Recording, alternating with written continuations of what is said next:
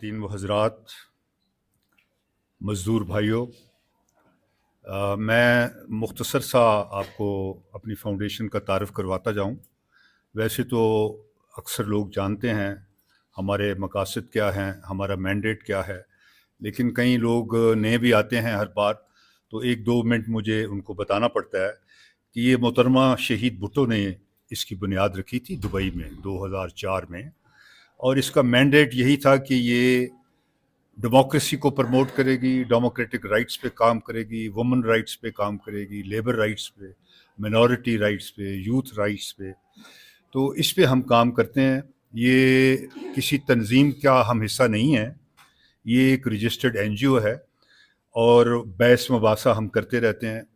حال ہی میں ہم نے خواتین کی امپاورمنٹ میں ایک این جی او کی شراکت کے ساتھ ایک سیمینار کیا 2 روز قبل۔ اس سے پہلے ایک کتاب کی رونمائی تھی، بڑے مایہ ناز شاعر ہیں پاپولر، ان کی کتاب تھی، اس پہ ہم نے فنکشن کیا۔ اب اگلے ہفتے ہم جا رہے ہیں بہت بڑا فنکشن کرنے پہ، وہ ہوگا غازہ کے جو حالات ہیں، فلسطین کے جو حالات ہیں، وہاں جو خوریزی ہو رہی ہے، جو ظلم اور باربریت ہو رہی ہے، اس پہ ہم نے ایمبیسڈر کو بھی دعوت دی ہے اور تنظیموں کو بھی دعوت دی ہے جو اس پہ کام کرتی ہیں۔ تو یہ تو ہماری فاؤنڈیشن کا تعارف ہے۔ تو آپ کا دن منانا اس لیے بھی ضروری ہے کہ مزدوروں کی وجہ سے پاکستان پیپلز پارٹی کی بنیاد رکھی گئی۔ میں اس کا خود آئینی گواہ ہوں۔ 1970 میں فرسٹ ایئر کا اسٹوڈنٹ تھا اور new hostel, government college new hostel میں رہتا تھا۔ تو سامنے یوم مئی کے سلسلے میں اجتماع ہو رہا تھا، میں بھی ایز اے اسٹوڈنٹ اس میں شامل ہوا۔ بڑی تعداد لوگوں کی آ رہی تھی، تمام یونین، ریلوے، مختلف مزدور اتحاد، بہت بڑی بڑی یونینز آ رہی تھیں، بڑے جلوس لے کے۔ واپڈا کا بہت بڑا جلوس آیا تھا، اور سب لوگوں کو جس شخص کی بے چینی سے انتظار تھی وہ آپ کے اور ہمارے لیڈر ذوالفقار علی بھٹو شہید کی تھی۔ ان کا قافلہ باٹی گیٹ سے، داتا دربار سے ہوتا ہوا جب گول باغ میں شامل ہوا، تو میں آپ کو بتا نہیں سکتا کہ کتنا بڑا ہجوم تھا۔ اور وہ ہجوم اس وقت چند روز پہلے ہی کسان کانفرنس ہوئی تھی ٹوبہ ٹیک سنگھ، اس کی بڑی مشہوری ہو رہی تھی کہ پاکستان کی تاریخ میں سب سے بڑا اجتماع وہ ہوا ہے مزدوروں کا اور کسانوں کا۔ لیکن میں آپ کو بتاتا ہوں کہ جب بھٹو صاحب آئے یوم مئی کے جلوس کے سلسلے میں، تو وہ جو اجتماع تھا وہ ٹوبہ ٹیک کی مزدور کانفرنس سے، کسان کانفرنس سے بھی بڑا تھا۔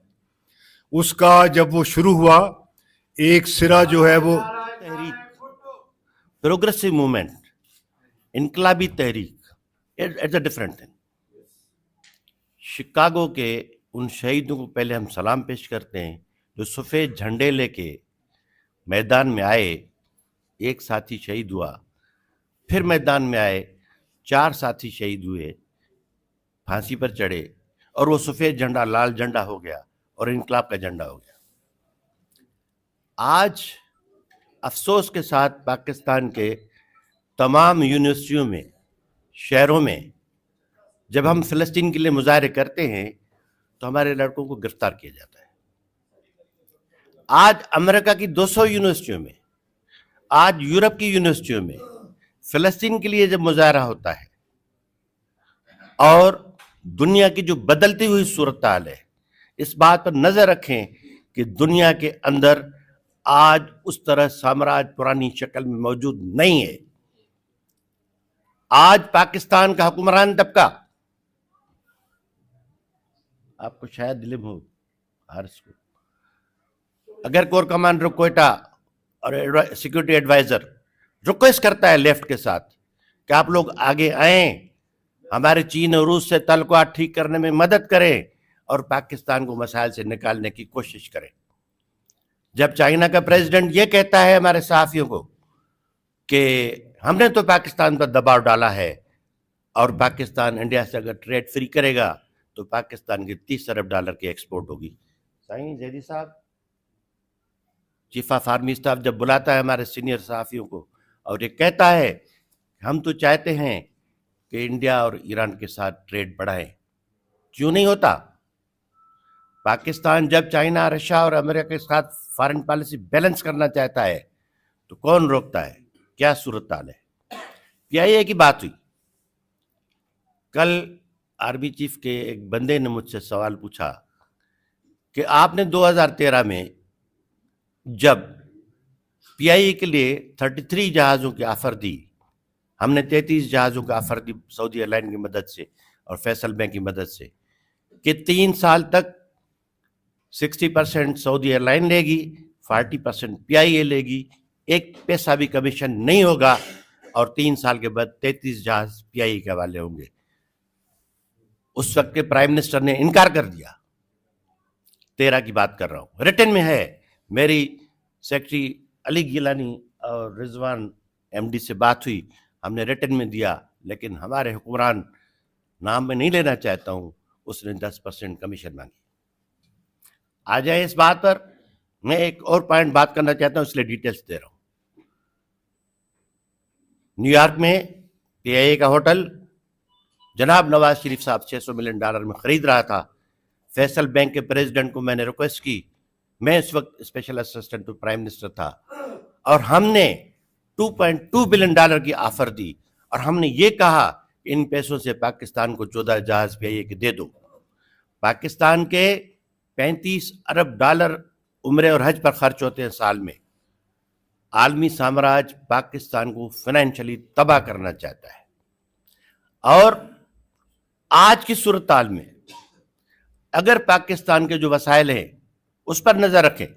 سوئٹزرلینڈ میں، جنیوا میں، رباط میں 2 کانفرنسز ہوئیں. محترمہ بے نظیر بھٹو اور ہم نے اس میں شرکت کی. وہ ڈسکشن تھا ویلیویشن آف پرائس، کہ کسی ملک کی جو پرائس کی ویلیویشن ہے وہ کیسے ہونی چاہیے. تو رشیا کا اس میں سٹینڈ تھا کہ gold, minerals, energy, human resources, technologies, باقی ملکوں نے اور چیزیں رکھی 10 پوائنٹ سے. اگر اس بات پر عمل ہوتا تو ڈالر پاکستان میں آج 50 روپے سے زیادہ نہیں ہوتا. آج جے پی مارگن کی رپورٹ ہے، اگر برکس کنٹریز نے جون میں یا اکتوبر میں gold back by dollar currency کا اناؤنس کر دیا تو آج جے پی مارگن کہتا ہے کہ ڈالر کی اور پاؤنڈ کی پرائس 25 روپیہ ہوگی. دنیا کی 180 کمیونسٹ پارٹیاں اور سوشلسٹ پارٹیاں اس بات پر متفق ہیں کہ دنیا کے ہر ملک کے اندر وہاں کی مارکسزم، وہاں کی انقلابی تحریک نہ صرف اس ملک کی، ان کے ہر علاقے کی ڈیفرنٹ ہے. ہمارے جہلم کی صورتحال ڈیفرنٹ ہے، علاقہ غیر کی صورتحال ڈیفرنٹ ہے، ملتان کی صورتحال ڈیفرنٹ ہے، دیرہ غازی خان کی صورتحال ڈیفرنٹ ہے. اس لیے کمیونسٹ پارٹیاں اور سوشلسٹ پارٹیاں تو کمزور ہوئی ہیں، ٹریڈ یونینزم تو کمزور ہوئی ہے، لیکن عالمی پروگریسو موومنٹ آج پہلے سے زیادہ مضبوط ہے. موضوع ہمارا تھا کہ پاکستان میں مزدور تحریک کے زوال کے اسباب. آج جس ایرا میں ہم کھڑے ہیں 2024 میں، آج مزدور تحریک صرف پاکستان میں ہی نہیں بلکہ پوری دنیا میں اس فری مارکیٹ اکانومی اور نیو لبرلزم کے دور میں ایک حد تک زوال کا شکار ہے. اور پاکستان میں خصوصاً مزدور تحریک اب نہ ہونے کے برابر ہے، بلکہ کئی جگہ تو ہمیں مزدور بھی نہیں ملتے، کیونکہ ہم اپنے آپ کو مزدور کہتے ہوئے تھوڑی سی توقیر محسوس کرتے ہیں. بنیادی وجہ کیا ہے؟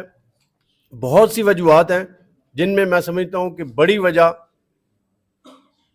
سوویت یونین کے فال کے بعد پوری دنیا میں ایک قحط آیا، اور وہ یہ تھا کہ پوری دنیا ایک یونی پولر ورلڈ میں چلی گئی، اور تمام سرمایہ داری کے دانشوروں نے یہ کہا کہ سرمایہ داری ہی اب انسانیت کا مقدر ہے. اب جو کچھ آپ نے سوچنا ہے وہ اس سرمایہ دارہ نظام کے اندر سوچنا ہے، لہٰذا جو سرمایہ داری آپ کو بات دے گی، جو وہ حل دے گی، وہ حتمی حل ہوگا، اور اس حل میں ہی آپ نے اپنی اکتفا جاننی ہے.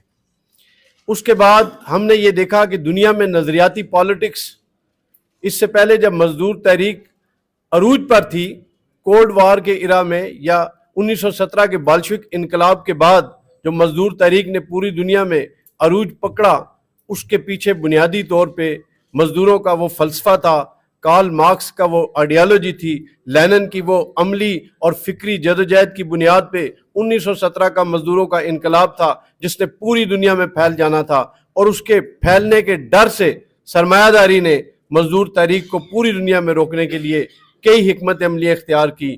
جیسے یورپ میں انہوں نے ایک سوشل ڈیموکریٹک سٹیٹ کا کانسیپٹ دیا، اور باقی جگہوں پہ جہاں جہاں وہ اس کے معروضی حالات کے مطابق وہ یہ سمجھتے تھے کہ جن خطوں میں مزدور تحریک کو روکنے کے لیے جو عوامل کار فرما ہو سکتے ہیں ہم ان پہ اپنا کارآمد رہیں. مڈل ایسٹ میں اور ہم جیسے خطوں میں انہوں نے مذہب کو استعمال کیا، کہیں جگہ قومیت کو استعمال کیا، اور اس طرح تقسیم در تقسیم در تقسیم کا وہ عمل ہوا کہ آج ہم انحطاط کے اس دور میں ہیں.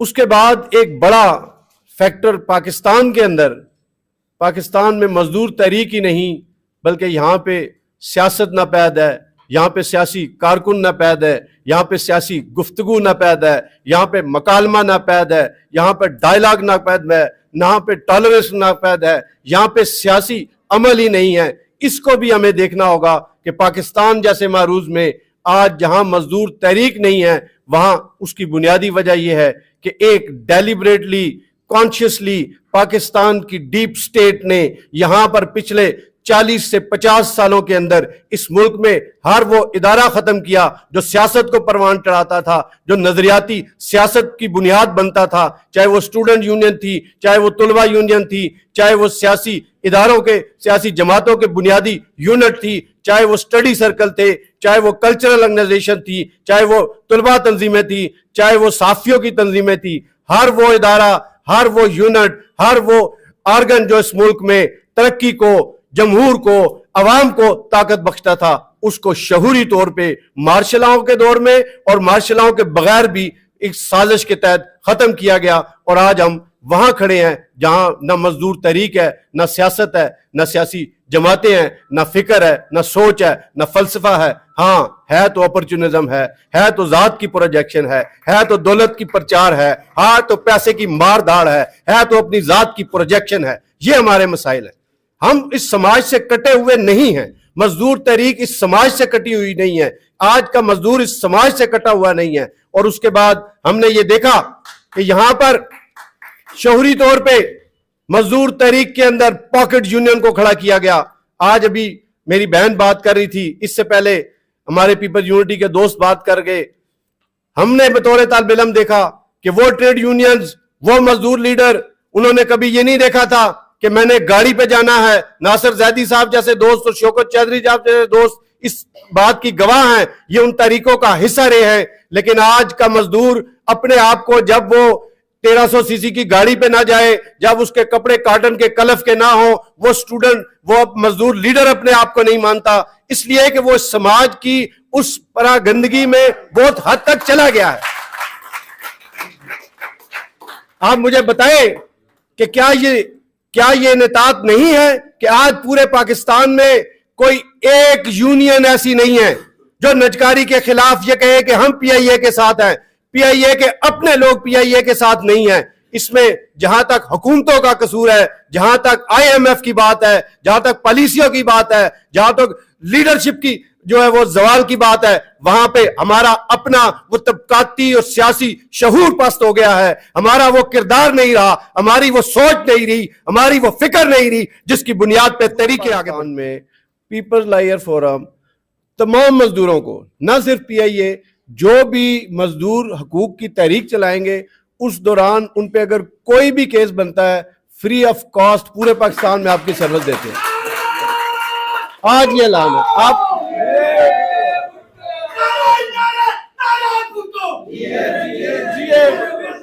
آپ میرا نمبر یہاں سے لے لیں، آپ کسی جگہ آپ کا کیس ہے آپ مجھے بتائیں، ہم آپ کے پروٹیسٹ میں بھی شامل ہوں گے، ہم آپ کے کیس بھی لڑیں گے. یہ پورے سیمینار کا ٹاپک ہے، یہ 5 منٹ کی گفتگو کا ٹاپک نہیں ہے.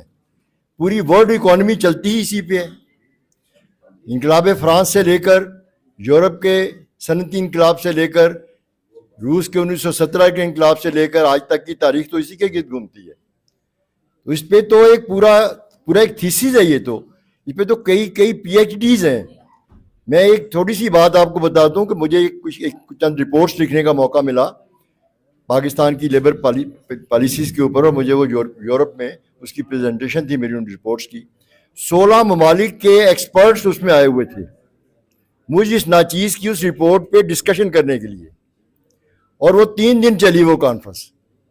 امریکہ سے لے کر چائنا تک کے ڈین یونیورسٹیز کے جو لیبر لاز پڑھاتے ہیں وہاں پر, جو پولیٹیکل سائنس پڑھاتے ہیں, وہ جرمنی میں اس کانفرنس میں آئے ہوئے تھے, اور 3 دن میں بھی وہ معاملہ مکمل نہیں ہو پایا. تو یہ بڑا ٹاپک ہے, لیکن میں مختصر 3 بات کروں گا. مثلا کہ پارٹیوں کی تعریف اپنی جگہ, عقیدتیں اپنی جگہ, بھٹو صاحب کا کام اپنی جگہ. میں وہ ادنا کارکن ہوں جس نے 67 میں اپنی سیاست کا آغاز کیا تھا, اور بھٹو صاحب میرے سامنے سیاست میں آئے تھے جب ہم انہیں پی سی سے لے کر پولی ٹیکنک کے اس نوجوان کو جس کو گولی لگی تھی وہ مر گیا تھا, تو اس کے پاس لے کے آئے تھے. اور وہ بھٹو صاحب جب اس کی لاش کو لے کر اس کے گاؤں گئے تھے تو اس دن بھٹو صاحب پاکستان میں بھٹو صاحب بنے تھے. تاریخ کے بڑے عجیب و غریب موڑ ہیں. بھٹو صاحب پیپلز پارٹی بنانے سے پہلے ایوب خان سے الگ ہو گئے, تو کیا اس وقت وہ لیڈر تھے پاکستان کے؟ مجھے ایک بات بتائیے, میں بھٹو صاحب کی مخالفت نہیں کر رہا, میں تاریخ کا رخ سیدھا کر رہا ہوں کہ اس وقت بھٹو صاحب لیڈر نہیں تھے پاکستان کے.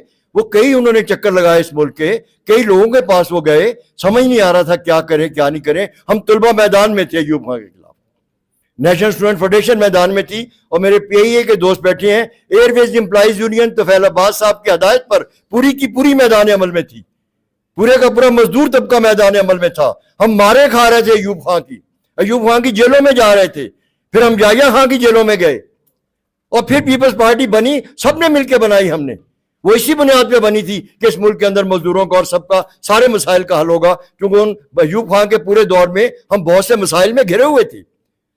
بہت سی چیزیں جو تھی وہ ہمارے اوپر مسلط ہو چکی تھی.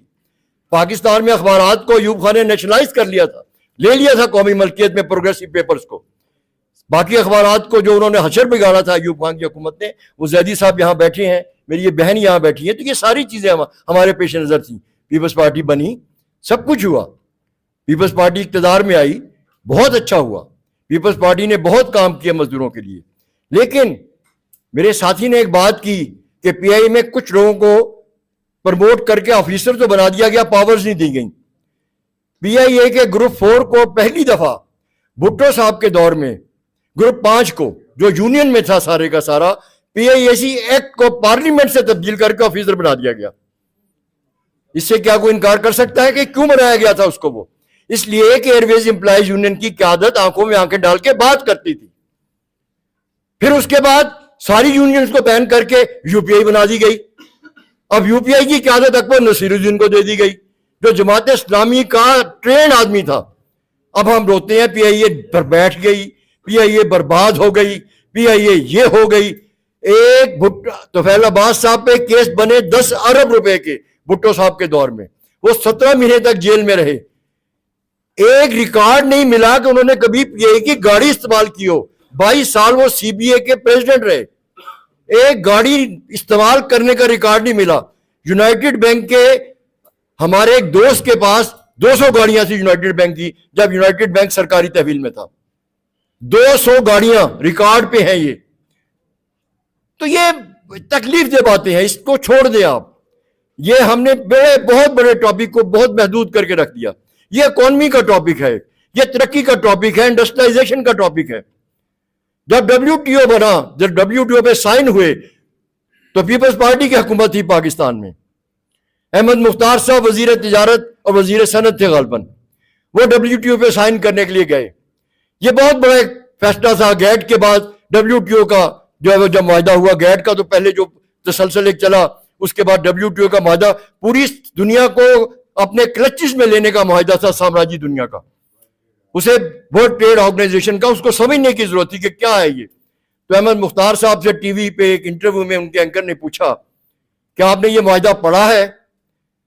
انہوں نے کہا میں تو سائن کر کے آ گیا ہوں, میں نے اتنے سارے کاغذات تھے, میں نے کیوں پڑھنے تھے, میں نے نہیں پڑھا. یہ ریکارڈ پہ ہے, ٹی وی کی فائل نکال لیجئے. کہ منسٹر نے کہا میں نے وہ معاہدہ نہیں پڑھا, وہ زندگی اور موت کا معاہدہ تھا ہمارے لیے. ہماری انڈسٹری اس کے بعد بیٹھ گئی, اس لیے کہ ہماری زراعت اس کے بعد بیٹھ گئی. WTO میں ہے کیا کیا سب کچھ. آپ کو واپس آئے ایڈم سمتھ پہ جانا پڑے گا کہ ایڈم سمتھ کا فلسفی کیا تھی اور مارکس کی فلسفی اس کے مقابلے میں کیوں آئی. مارکس ایڈم سمتھ سے پہلے نہیں آیا, مارکس ایڈم سمتھ کے بعد آیا. میں سمجھتا ہوں کہ ٹریڈ یونین کے زوال کا سب سے بڑا سبب نظریاتی آئیڈیالوجی کے ساتھ جو کمٹمنٹ ہے وہ ٹریڈ یونین میں کمزور ہوئی ہے, جس کی وجہ سے ٹریڈ یونین کی لیڈرشپ جو ہے وہ صحیح سمت میں مزدوروں کو آرگنائز نہیں کر سکی. دوسری جو وجہ ہے ٹریڈ یونین کے فال کی, 77 کے بعد پاکستان میں انڈسٹریلائزیشن جو ہے وہ ہوئی ہی نہیں, اور 90 میں جو ڈی نیشنلائزیشن کی پالیسی پہ تمام حکومتوں نے عمل کیا, اس کے نتیجے میں مزدوروں کی تعداد میں کمی بھی ہوئی اور انڈسٹریلائزیشن جو ہے وہ مکمل طور پہ ساکت ہو گئی. 1947 سے لے کے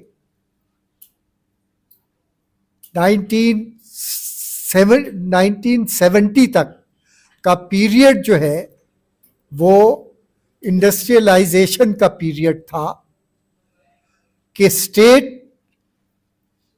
کے کنٹرول میں پاکستان انڈسٹریل جو کارپوریشن تھی, West Pakistan Industrial Corporation, East Pakistan Industrial Corporation, اس کے ذریعے ٹیکسٹائل میں, کیمیکل میں اور بڑی صنعتوں میں حکومت نے سرمایہ کاری کی. اس کے نتیجے میں مزدوروں کی تعداد میں اضافہ جو اس کا انحصار یعنی فوکس ہے, وہ فوکس اس کا لیبر رائٹس پہ. پچھلے سال ہم نے 7 لیبر سٹڈیز کی ہیں جو پاکستان کی تاریخ میں بہت عرصے کے بعد اتنا تفصیلی کام ہوا ہے. وہ ٹیکسٹائل ورکرز ہوں, وہ ماہی گیر مچھیرے ملاح ہوں, وہ کانکن ہوں, وہ مختلف جتنے بھی شعبے ہیں, کسان ہوں, کھیت مزدور ہوں, تو وہ ان سٹڈیز کا ایک طرح سے یہ ایک تسلسل ہے. لیکن ظاہر ہے کہ اس میں دیگر سیاسی, شہری, سماجی, ثقافتی حقوق کا بھی اسی طرح سے تذکرہ ہے جیسے ہر سال ہوتا ہے.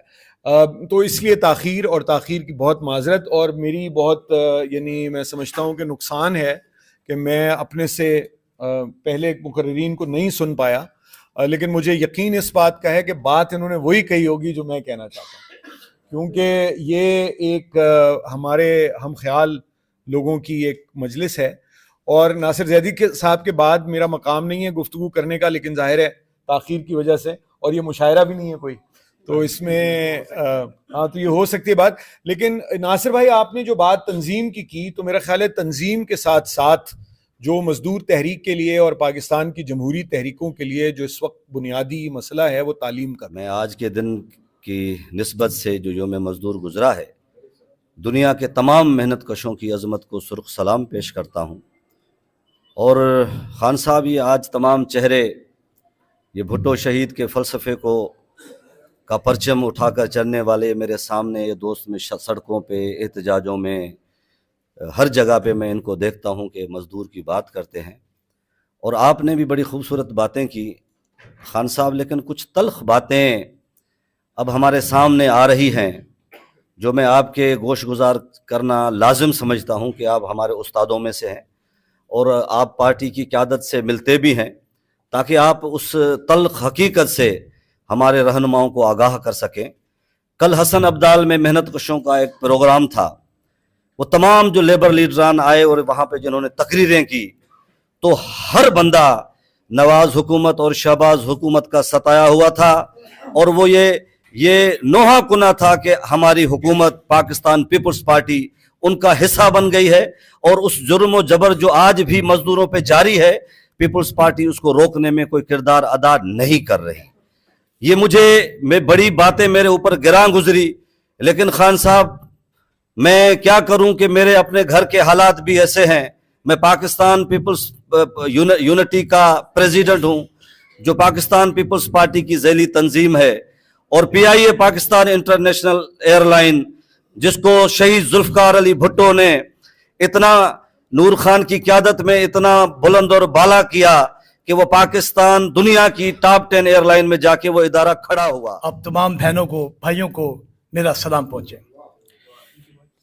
یہاں جہاں میں کھڑا ہوں، مجھے بڑا فخر ہے کہ میرے قائد، میرے جیلے بھائی آصف خان صاحب نے بتایا کہ بی بی شہید نے اس ادارے کی بنیاد رکھی۔ مجھے فخر ہے اپنی قیادت پہ، شہید ذوالفقار علی بھٹو جس ادارے میں ہم جاتے ہیں، شہید ذوالفقار علی بھٹو کے ہاتھوں سے تختی لگی ہوئی ہے۔ میں جس ادارے سے ہوں وہ ریڈیو پاکستان کہلاتا ہے۔ میرے قائد شہید ذوالفقار علی بھٹو نے جب اس کے ماتھے کے جومر پر اپنے ہاتھ سے تختی لگائی تو سابقہ حکومت جو آج اڈیالہ جیل میں بیٹھا ہے، وہ جو وزیر اعظم پاکستان تھا، اس نے ریڈیو پاکستان کی جب نجکاری کرنے کی کوشش کی تو جیسے میرے وکیل بھائی نے کہا کہ جب تک آپ خود اپنی لڑائی لڑنے کے لیے نہیں سوچتے، میرے ریڈیو پاکستان کے لوگ بیٹھے ہیں، میں نے مزدوروں کو چاروں صوبوں میں اکٹھا کیا، اور جب وہ آرڈر جو انہوں نے کر دیے کہ ریڈیو پاکستان کی بلڈنگ ختم کرو، ریڈیو پاکستان کی زمینوں کو بیچو، الحمدللہ اس مزدور نے، جیسے میرے بھائی نے کہا کہ میں کاٹن کی سوٹ نہیں پہنتا ہوں، میں برات نہیں لیتا ہوں، میں الحمدللہ مزدوروں کو اکٹھا کر کے جب پارلیمنٹ کے سامنے گیا تو شام 5 بجے میرے اداروں کو نجکاری کی لسٹ نکال دیا گیا۔ ہمارے پاس اُندی دھی دی چنی پاڑی ہوئیے، اُندی تلی چھالے جیندیے، تو یاریں یار دا بھالا کر، میرا مالک آپ خیالہ کر، ای کونی ہوندا یاری اچ، ای کوئی نہیں ہوندا یاری اچ، جیڑا رازق ہووے دنیا دا، اندے یار دی حالت اے ہووے۔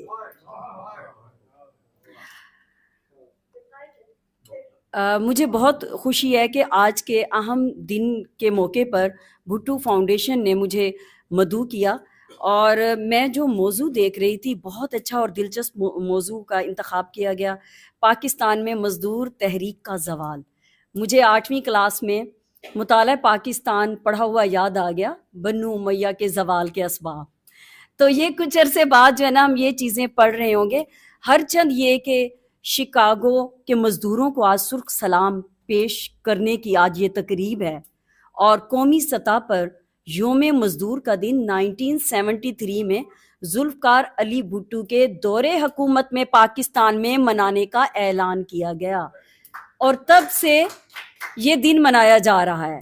اور مجھے اس بات کی بھی خوشی ہے، میں اشتراکات ڈھونڈ رہی تھی، کل جو دن گزرا ہے وہ مزدوروں کا دن تھا، وہ مزدور جو جسمانی اور ذہنی مشقت کرتے ہیں۔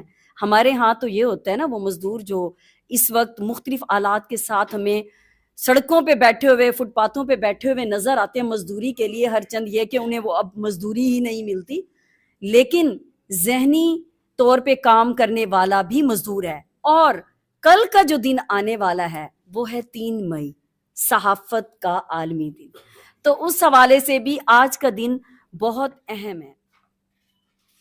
محنت کشوں کے نمائندگان اور میرے نظریاتی ہم سفر و ہم سفیر دوستوں، میں اپنی عقیدتوں اور محبتوں کا سلام آپ کی عظمتوں کے نام کرتا ہوں۔ آج شہید بھٹو فاؤنڈیشن نے بہت ہی وقت کی آواز پر لبیک کہتے ہوئے اس سیمینار کا انعقاد کیا ہے کہ پاکستان میں مزدور تحریک زوال کا شکار کیوں ہے۔ اس کی بہت سی وجوہات ہیں۔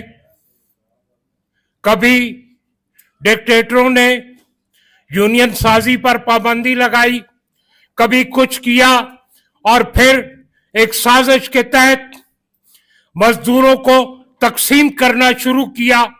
बुनियादी बात यह है कि एक जंग है, एक लड़ाई है जो दो तबकात के दरमियान है। एक तबका जिसके हाथ में सारे वसाइल मौजूद है और एक वो तबका जो मसाइल का शिकार है। इन तबकात के दरमियान हकीकी जंग है और इस जंग का रुख जो है वो कभी तहजीबी तसादम के नाम पर, कभी तारीख के खात्मा के नाम पर, बैन अवी और अंदरूनी साजिशों के जरिए हमारे जहनों में बिठा दिया गया है। और आज हम मजदूर यूनियन के इंतखाबात में भी हम देखते हैं कि यहां शिया सुन्नी, यहां पंजाबी पठान और मुख्तलिफ चीजें जो है वो दर आई हैं। अब मैं पीयूएफ वर्कमैन एसोसिएशन के साबिक सदर जो वाकई से तशरीफ लाए हैं, चौधरी अजमत कमाल से मुल्तमिस हूं कि वो स्टेज पे तशरीफ लाएं और अपने ख्यालात का इज़हार करें।